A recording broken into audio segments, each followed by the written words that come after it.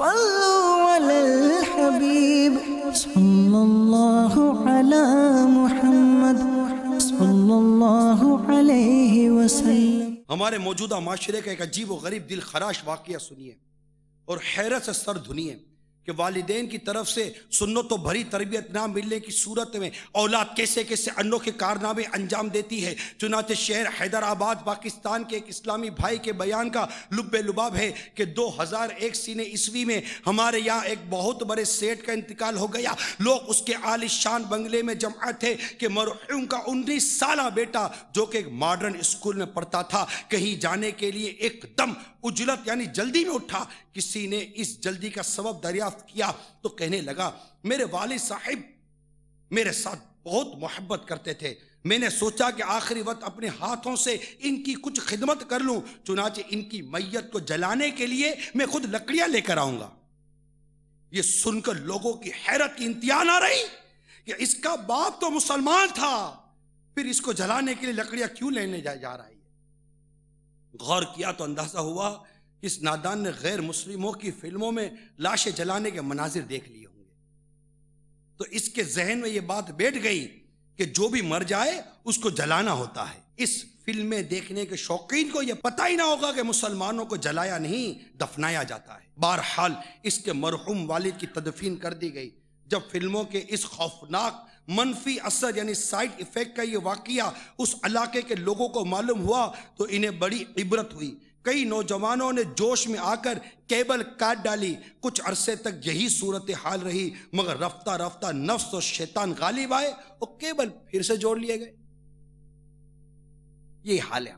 तो मेरे मीठे और प्यारे इस्लामी भाइयों, मदनी चैनल के नाजरीन, अर्ज करने का मकसद यह है कि मैंने यहाँ पर औलाद की दुरुस्त तरबियत ना करने के कुछ भयानक असरात से आपको कुछ आगाह करने की कोशिश की है। ये बात याद रखिएगा कि माँ बाप अगरचे दुरुस्त तरबियत कर सके या ना कर सके, औलाद को इस बात का हक हासिल नहीं है कि ये माँ बाप के लिए कोई बदतमीजी या बेअदबी करने की जुर्रत करे। ऐसी औलाद दुनिया और आखिरत में तबाह बर्बाद होती है जो अपने माँ बाप के लिए बदतमीजी करे, अपने माँ बाप के आगे जुर्रत करे, अपने माँ बाप के आगे जबान दराजी करे। औलाद को चाहिए कि माँ बाप के आगे नजरें नीची रखे।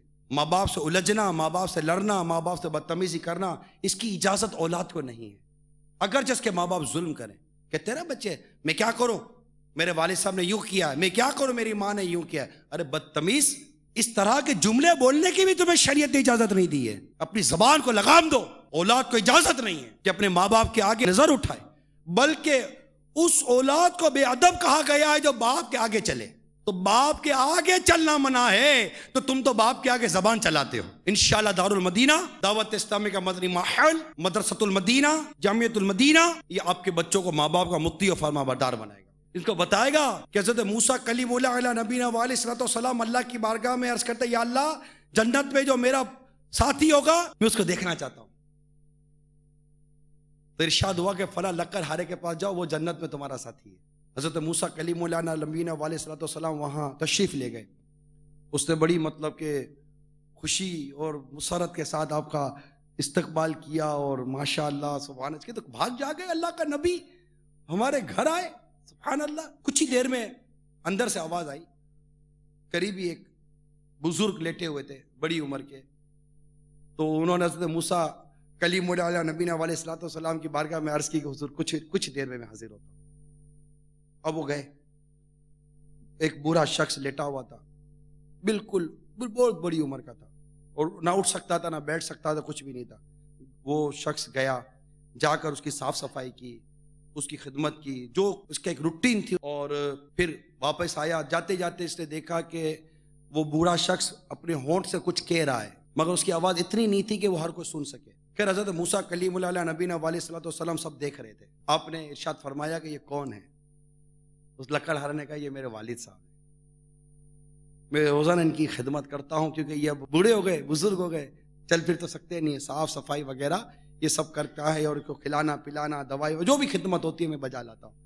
तो हज़रत मूसा कलीमुल्लाह नबीना व अलैहि सलाम ने इरशाद फरमाया कि इन्होंने जो होंठ हिलाए थे क्या कह रहे थे तुमको? तो उसने कहा कि मेरे वालिद साहब मुझे दुआ दे रहे थे।